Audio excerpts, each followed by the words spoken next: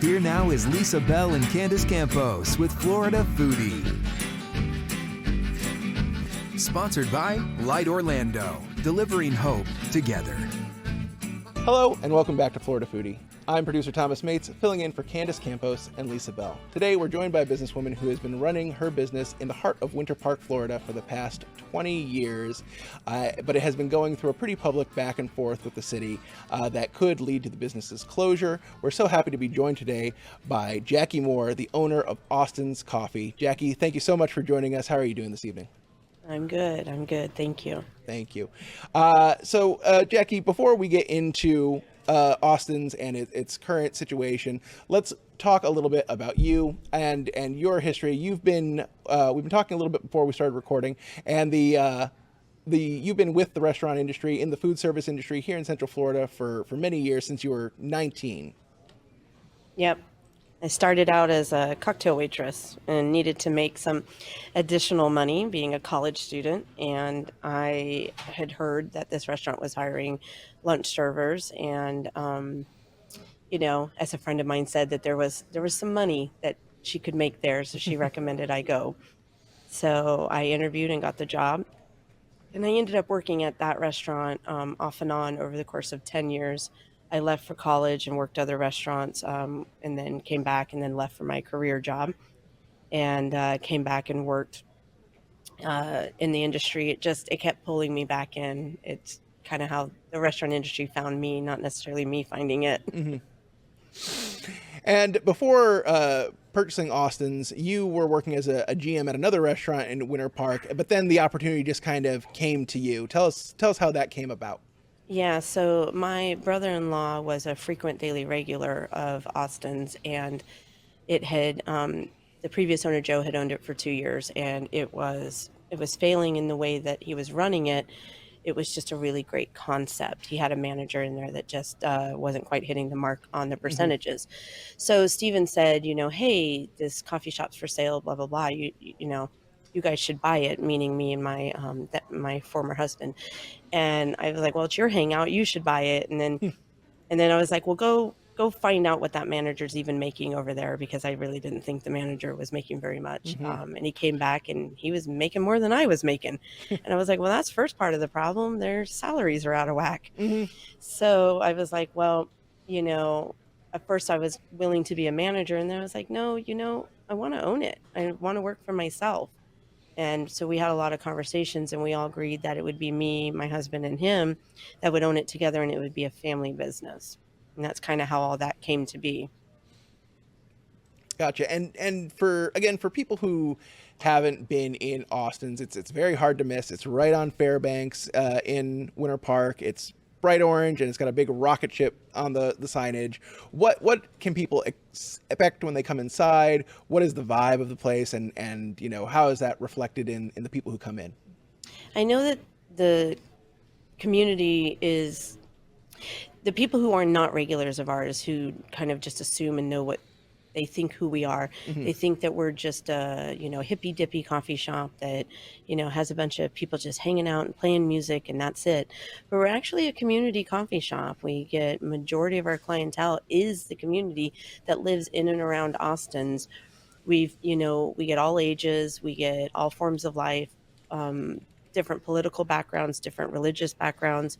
I used to do a Jewish youth group through there. I've done Christian groups through there. I've done philosophy groups. I had a retired FBI agent that used to hang there all the time on a daily regular. And so it really truly reflects the community, which is what we always wanted. When I first got there, the culture was only hipsters. Mm-hmm. And that's not what I wanted. I worked very hard to change that to be that it would be the entire community mm-hmm. would be welcomed there. Yeah, and for, from my perspective, I've been into Austin's a few times over the past few years since I've been here, and I say this in the nicest way possible. I mean this is a high compliment. It feels kind of like someone's finished basement, like that comfortable hangout spot that's well lived in.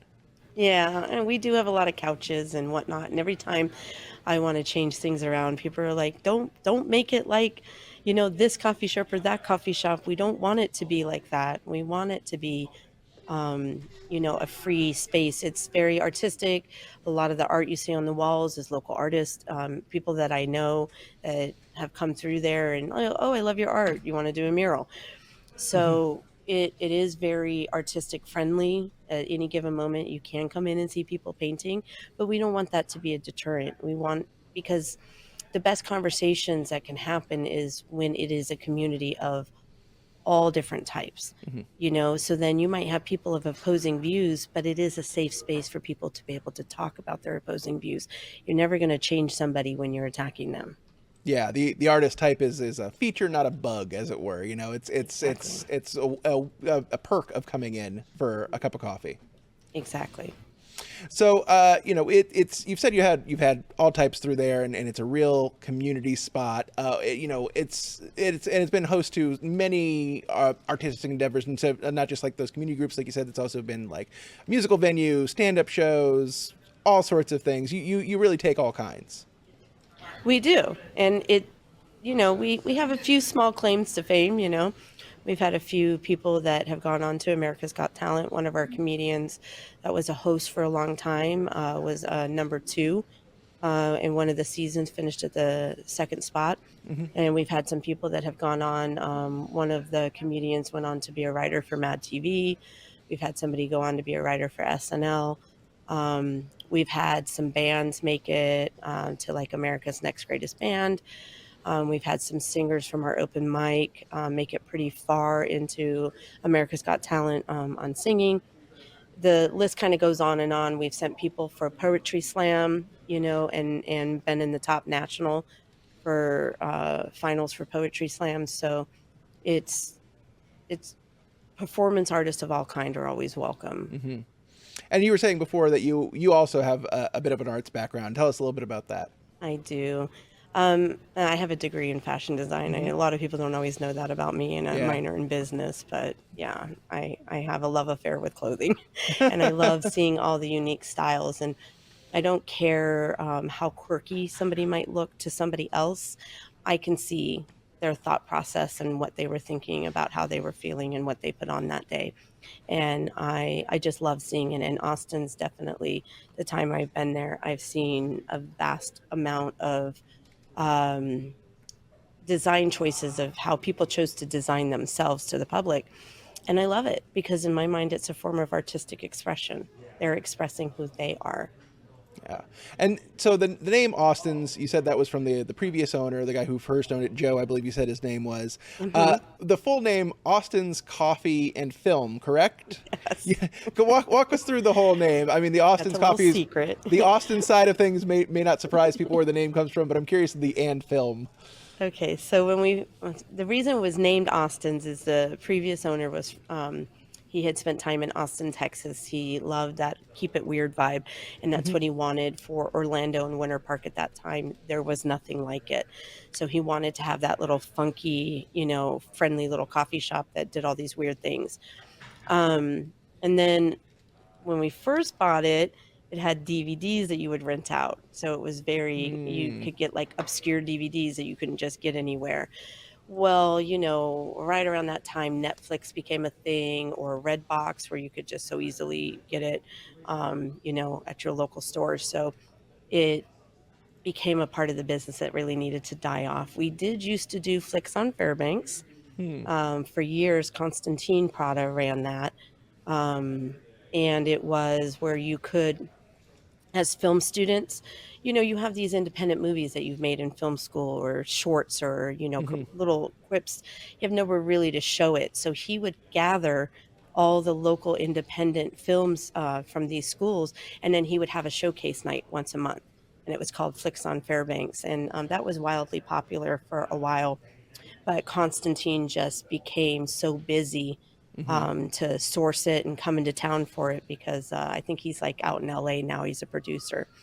So we're still friends on Facebook, and we still, keep up with each other. But it was the one area I always felt bad that Orlando's missing Hmm. in a live performance venue, is that the film students don't really have a showcase spot anymore. but we Yeah. did have to kind of walk away from that, and we're sorry.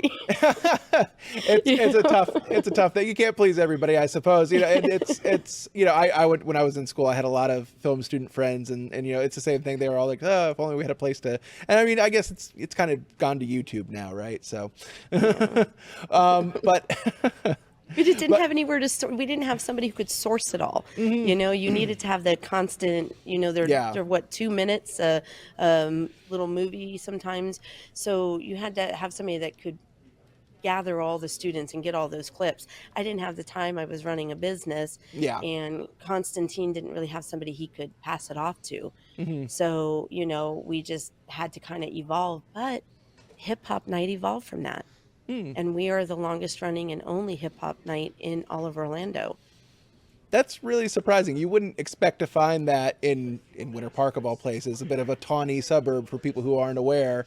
You wouldn't expect, hip hop night in the artsy coffee shop to be the place to do it. Oh, but it's so okay. This is how it all started. I would be working late on a Tuesday night, and we had an open mic night. And I would notice that whenever a hip hop artist took the stage, the crowd kind of cleared out. And I was like, why? Why is the crowd clearing out? So I would listen, okay, who's going on stage? And it was hip hop or rap or, somebody spitting off the top of their head. And I was like, okay, there's nothing wrong with this. And I was like, you know what? I just think that there's not enough support for this genre. I think it needs its own night. So then I was talking at that time, SBK from Real Radio was a friend of another friend of mine. And we were all talking, and I was like, hey, this is what I want to do. He goes, I've got you somebody that can help you get this off the ground. So this person helped us for a little while. And then eventually, somehow we landed on this group called TB Mac, the Breakfast Meat Exchange. And they were a bunch of Full Sail students. And so they're like, hey, we're hosting your night now, and it's a cipher. We do a cipher battle rapping. And I was like, okay, well, that's an evolution. I'm game for that.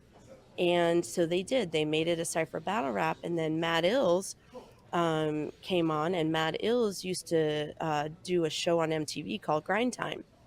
And so he kind of gave it the credibility it needed, in a sense. And came and wrapped around these guys. And then now it's RC Mike that hosts the night. But we've even had Bushwick Bill come through there. It's insane. We've what's the comedian that does all the sounds on the Police Academy movies? Winslow, or what's his name? Yeah, so somehow we ended up connected through the community to him, and then we ended up, my business partner ended up going on air with him and talking about the hip hop night and making those connections because he loved what we were doing. It just has become a night of its own, and it's on a Monday, the hardest night of the week to do anything with, but the hip hop community has really embraced it. Wow. Michael Winslow. I just looked it up because it was bugging me that I didn't remember what his name was. Sorry. No. Don't apologize. My pop culture nerdiness wouldn't forgive me for just letting that go. But that's incredible. Again, it's just like it's maybe the least assuming spot. If perhaps I'm stereotyping, but it just you wouldn't think sort of the well-to-do suburb of Orlando would see like this hip hop hotspot on a Monday night. But it's positive hip hop. Everybody always thinks it's got to be, this negative hip hop, and that's not the case at all. There was so much positive hip hop happening in Orlando. They needed a voice. They needed somewhere to be. Yeah, and it's again, that's what you've been saying this whole time, is that it's you're that community hub, you're that spot, that outlet for people to express themselves. Yeah. And get a nice cup of coffee. Yes, that's all we ask.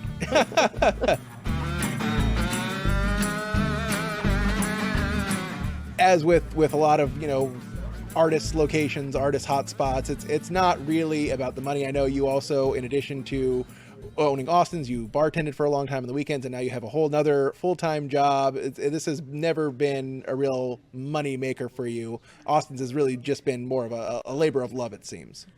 It has been. The common joke has been, why not just be a not-for-profit? Because, we're not-for-profit.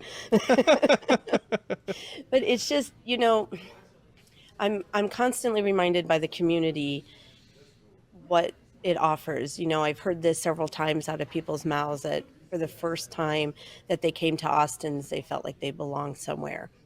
And that kind of hits home and hits heavy.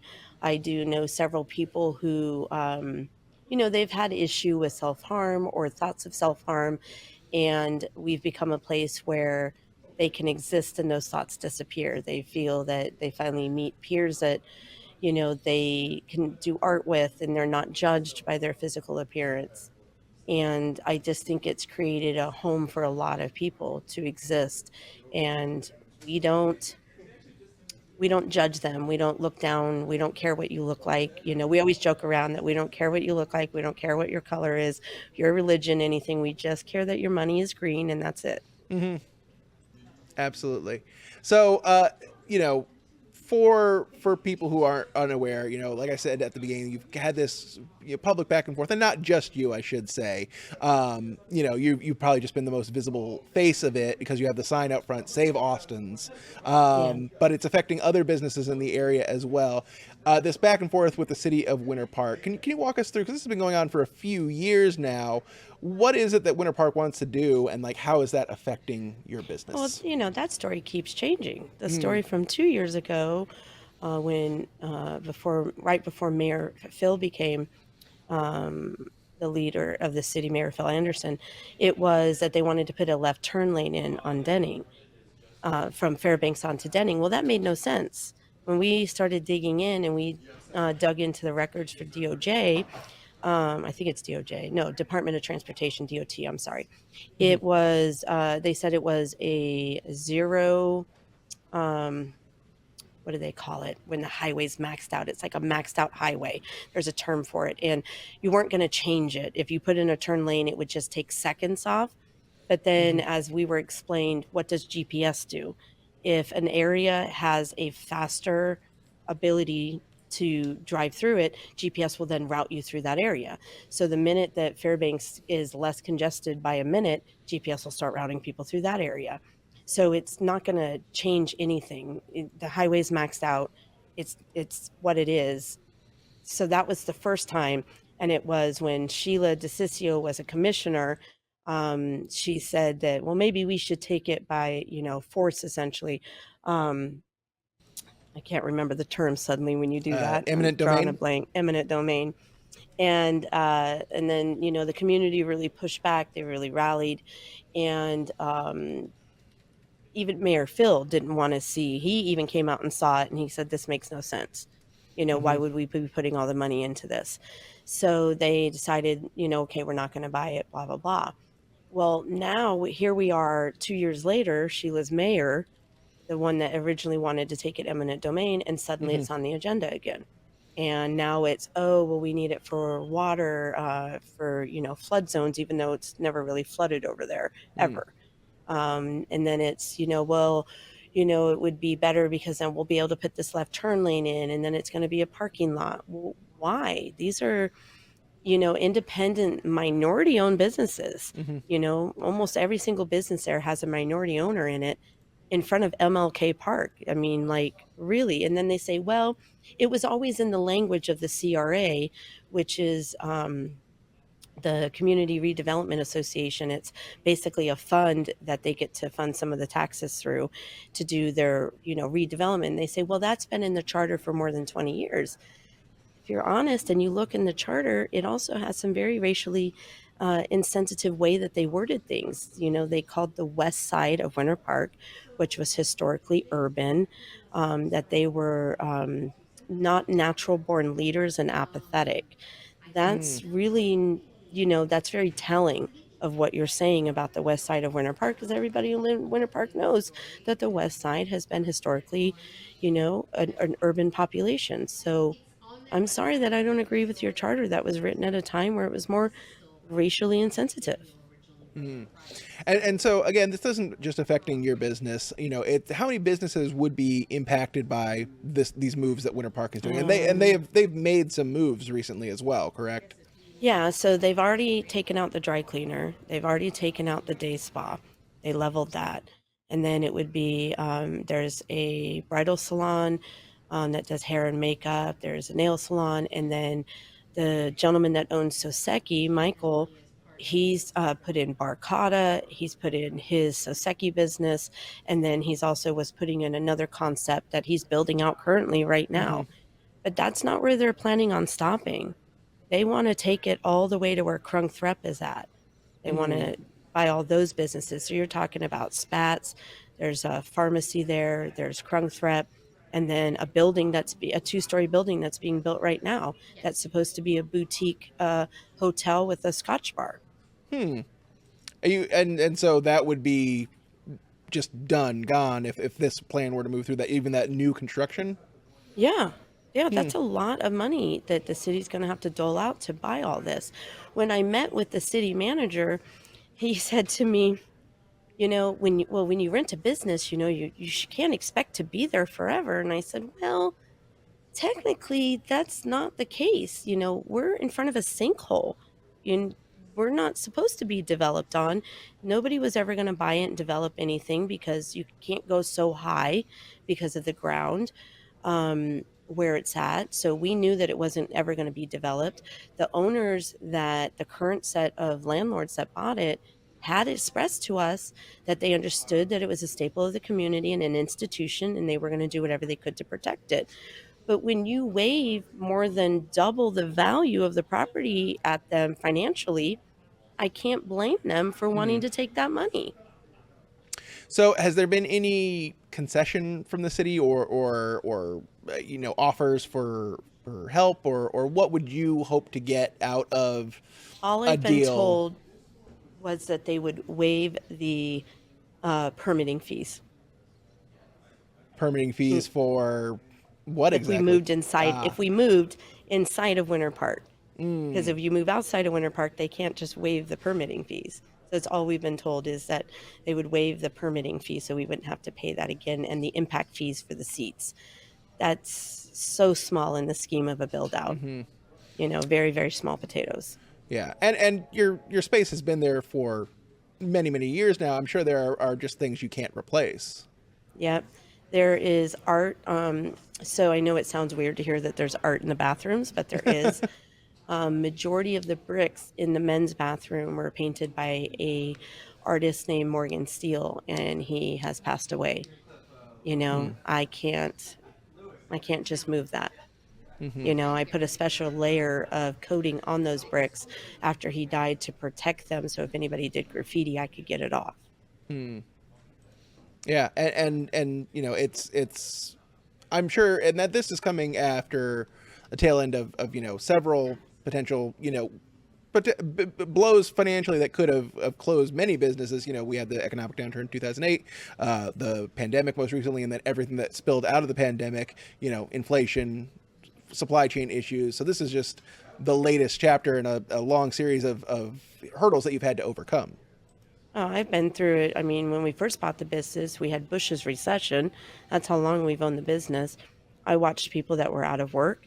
They only had enough money to spend on a cup of coffee, but they needed the internet to search for a job. So they'd sit inside my building for hours on end, and I was okay with that. I knew that they needed to be able to find a job. Hmm. And we went through the recession after that, and we've gone through several battles with the city. It always seems to be, that we just always say we're the redheaded stepchild of Winter Park, and they don't want us. And then, we go through COVID, and no sooner do we start to pull through COVID, then inflation happens and the cost of food soars, and you can only change your menus out so fast to keep up with that. Or you pause and you hope that that's only going to be, the price hike's going to be for just a month. So you don't want to change your menus. And, in a month, the price drops back down, or that everybody's just recovering economically. There's a fine balance that we've been trying to ride this tightrope all these years. And we sell organic fair trade coffee. We're the only coffee shop in all of Orlando that our entire coffee selection is fair trade and organic. So we make sure that people in other countries are getting the wages they need to survive. That's not easy, when the threshold of what you can sell a cup of coffee for is deemed, the Starbucks threshold. Hmm. That you can only charge so much that the market will bear, even though you're selling a far superior product and a product that has, deep moral values behind it. So, you've made this very public campaign for Save Austin's. What has been the reception from the community? You said they really outpoured their support when this first sort of came up a couple years ago. How is it happening with this most recent, push and pull with the city? So the community is activated. It's hard to know how much do you activate. Somebody kind of warned me gently to Mm-hmm. make sure that I didn't interfere too much, or I could personally be sued. So that makes that challenging. Mm-hmm. How do I behave? How do I act? I want to protect my business, but I am kind of in a veiled way, not being threatened, but maybe. So it's been super challenging how to navigate things this time. I don't want the landlord to not make money. Mm-hmm. And, I understand their needs to want to make the money on that sale. They're also getting older. They're probably trying to set themselves up for retirement. But at the same time, why does it have to be the city? Why do they have to level it when the things that they're expressing they want to use it for doesn't really fit with what the community wants or needs? Mm-hmm. Yeah. And it's that area of Fairbanks, as you said, is at capacity. If you've ever driven over there, it is extremely busy, which you'd think would be great for business, but not when the city is looking to expand that road further or whatever it is exactly that they want to do. So it's and as you said, this is a lot of money that they would be taking, including a Michelin-starred restaurant, something that you would think would drive people to the city of Winter Park. Yeah, I was shocked that, I thought once that Michelin star restaurant went in, that the city would kind of appreciate what it has going on in our little corner. Mm-hmm. And I'm a little shocked that they still don't understand what we try to bring to the city. Mm-hmm. It's constantly amazes me when I have two grown children and I'm still raising a third. And there's a funny little spot that happens in Orlando between 18 and 21 years old. There's nowhere to go. They can go Mm-hmm. to movies, they can go out to eat, but as far as any kind of nightlife, they can't go into clubs, they Mm-hmm. can't be in bars. So you have a lot of young adults that want to be out. They feel like they're adults, but there's so many places they're not allowed to go to. Mm-hmm. So places like ours that are open late because we're open till 2 a.m., it is somewhere that they can exist and that they can be out and about, but they're having coffee. They're Mm-hmm. having tea. They're playing board games or, shooting the breeze with their friends on the patio. We fill such a niche in Orlando that I don't think most older adults quite realize that when you leave young adults with nowhere to go and nothing to do, that's when house parties happen. And Mm-hmm. in house parties, if you've ever been a young adult, you know what's flowing through a house party. Mm-hmm. I think we're a better alternative. I really do, for a young adult to be. Yeah. So, obviously that this is all still going on, but what is next for you? What is the plan moving forward as it stands now? I wish I could say we have a plan. It's day by day. We have a feeling the city's going to push through with the sale anyways. The city said that they do not plan on renewing anybody's lease. Mm. So if that happens and they do officially buy it, then it's kind of a death sentence for all those buildings. Mm. No matter what happens, you either move or you close your doors. And as owners, we haven't quite figured out what the next step is. We don't have that kind of money to move again. Mm-hmm. It costs a lot of money to move a restaurant. A lot of people don't understand that a health inspector and a fire inspector, they're each going to want different things in a building. So it doesn't matter if it was a restaurant before.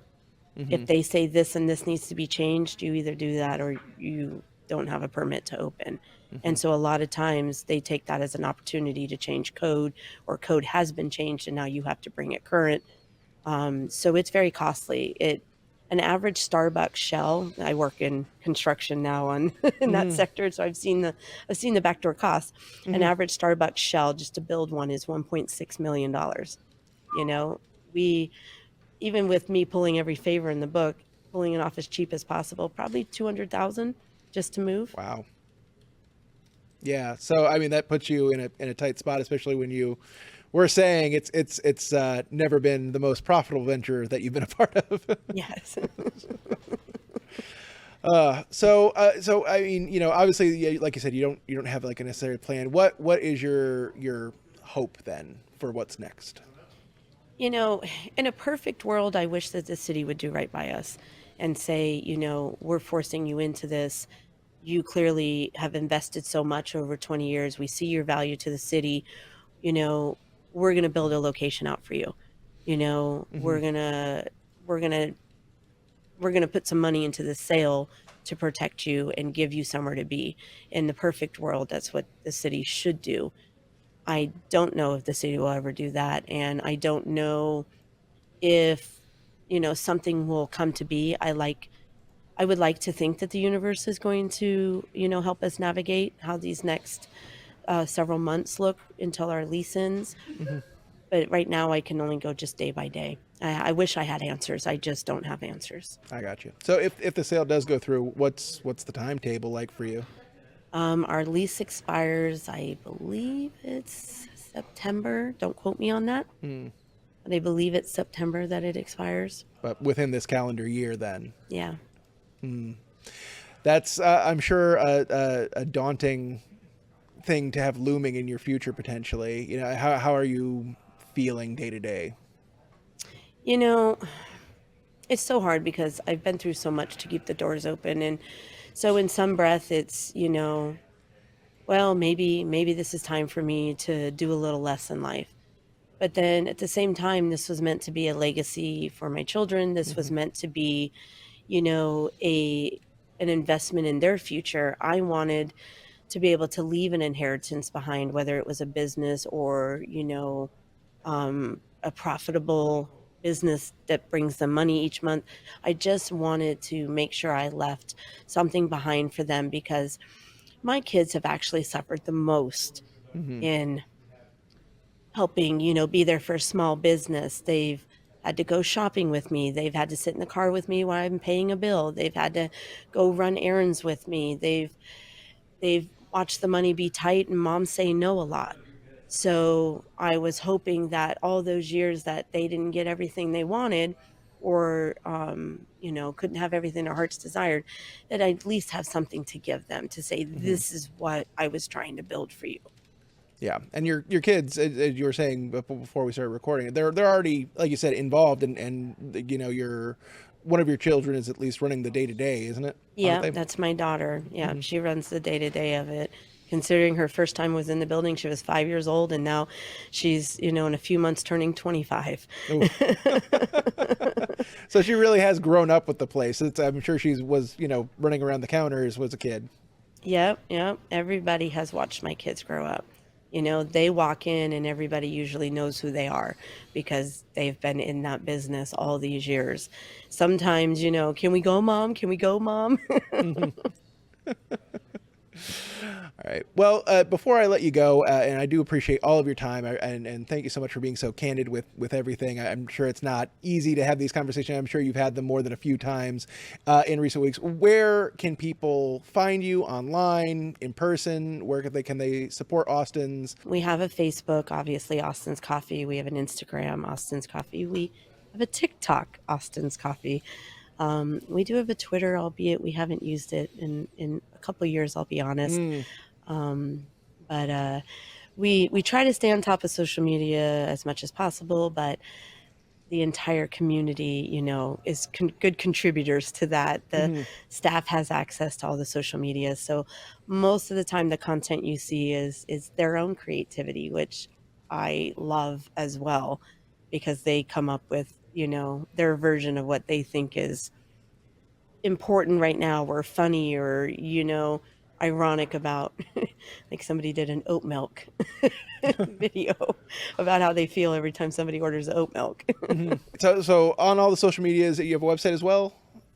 We do. The website, we've had some issues with it lately, so I didn't necessarily want to point gotcha. people towards it, but it is austinscoffee.com. And you had asked about the film part, where, because originally it was Austin Coffee and Film. The previous owner used to rent out like obscure DVDs, stuff you couldn't just find anywhere. Yeah. And with the invention of Netflix and Redbox and all these other avenues, and then now you have live streaming, that part of the scene kind of went away. But we did used to do Flicks on Fairbanks. I don't know if I had already mentioned that or not about Flicks on Fairbanks. Yes. Yeah. We had spoken about it briefly there for a moment. But you said it went away when your friend moved to Los Angeles, correct? Yeah. Yes. So Constantine Prada used to run it, and now he's a producer on some pretty cool TV shows. So I understand. Constantine Prada. I know, it's a great name, but he's a great person. Like, he's just a fantastic person. He just really cares. And all these years, no matter what's gone on with the coffee shop, he's always kind of put his finger and kept his finger on the pulse of what's happening with us. And I've always appreciated that. It's kind of like having an older brother looking out for you. Well, Jackie, again, thank you so much for your time. We really appreciate it. I hope that, we can learn more about what's happening, and I hope that things work out positively for you in the long run. And I appreciate all of your time this evening. Thank you so much. Thank you. Thank you for listening to Florida Foodie. We'd also like to thank our guest, Jackie Moore. You can find her business on Facebook and Instagram. Just search for Austin's Coffee. Be sure to follow Lisa Bell online. Search Lisa Bell News on Facebook and Instagram. You can also find Candace Campos on social media. On Facebook, search Candace Campos News 6. And on Instagram, search Candace Campos WKMG. Also, a big thank you to our entire production team. I'm the show's producer, Thomas Mates. Please take the time to rate and review us on Apple Podcasts and Spotify or wherever you stream podcasts. And you can find videos of all of our podcasts on clickorlando.com and on YouTube. Just search for Florida Foodie.